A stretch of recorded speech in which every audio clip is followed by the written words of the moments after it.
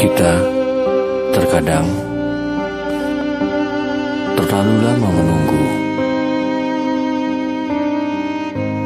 untuk menebar kebaikan. Padahal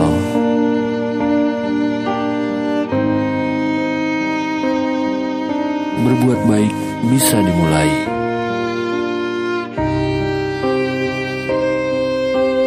Sejak saat ini, tanpa harus menunggu, berbuat baiklah, maka kita akan kembali melihat mereka tersenyum.